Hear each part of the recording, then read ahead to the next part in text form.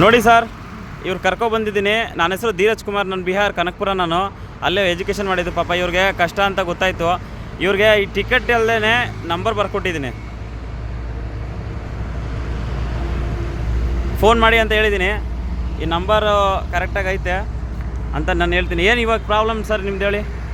ಅಲ್ಲಿ ನಾನು ಬಿಡದಿ ಟಿಕೆಟ್ ತಗೊಂಡು ಎಗ್ಗಲಲ್ಲಿ ನನಗೆ ಗೊತ್ತಿಲ್ಲ, ದೇವರಾಗ ಬಂದು ನನ್ನ ಮೈಸೂರು ರೋಡಿಗೆ ಸೇರಿಸಿದ್ರಿ. ಹಾಂ, ನಮ್ಮ ಮನೆಗೆ ಹೋಗ್ಬೇಕು. ಹತ್ಬೇಡಿ, ಅಳದ ಕೆಲಸನ ಬಿಟ್ಬಿಡಿ. ಕರೆಕ್ಟಾಗಿ ಒಳ್ಳೆಯವರು ಇರ್ತಾರೆ, ಕೆಟ್ಟವರು ಇರ್ತಾರೆ. ಸ್ವಲ್ಪ ಹುಷಾರಾಗಿರಿ. ಟಿಕೆಟ್ ತೊಗೊಂಡಾದ್ಮೇಲೆ ಸ್ವಲ್ಪ ಕೇಳ್ಬಿಡಿ.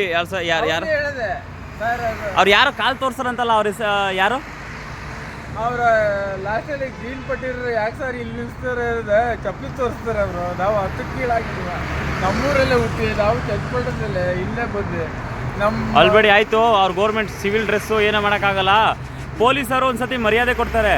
ಅವರು ತಪ್ಪಾಗಿದೆ ಯಾಕೆ ಸರ್? ಆಯಿತು, ಅವ್ರಿಗೆ ಆಟಿಟ್ಯೂಡ್ ಜಾಸ್ತಿ, ಕೋಪ ಜಾಸ್ತಿ. ಅದು ಏನಿಲ್ಲಪ್ಪ, ಅಲ್ಲಿ ಸಿಗ್ನಲ್ ಇಲ್ಲಂದ್ರೆ ಹೋಗಪ್ಪ ಅಂತ ಹೇಳ್ಬೇಕು. ಅವ್ರು ತಾಳ್ಮೆ ಇರಬೇಕು.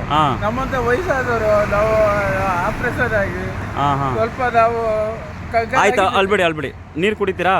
ಇಲ್ಲ ಏನಾದ್ರು ಕುಡಿತೀರಾ? ಅದನ್ನ ಬೇಡವಾ? ಸಹಾಯ ಮಾಡಿದ್ರೆ ಹಾಂ, ಸರಿ, ಆಯ್ತು. Thank you. ಓಕೆ, ನಾನು ಸಹಾಯ ಮಾಡ್ಬೇಕಂತ ನನ್ನ ಕೈಲಿ ಆದಷ್ಟು ಮಾಡಬೇಕು. ಒಳ್ಳೇದಾಗಲಿ ಕೆಟ್ಟದ್ದಾಗಲಿ. ಹಾಂ, ಥ್ಯಾಂಕ್ ಯು ಅಣ್ಣ. ಕುಟುಂಬ ಹಾಂ, ಎಲ್ಲ ಚಂದ, ದೇವ್ರನ್ನೆಲ್ಲ ನೋಡ್ತಾರೆ ಬಿಡಿ ಅಣ್ಣ. ಥ್ಯಾಂಕ್ ಯು ಅಣ್ಣ.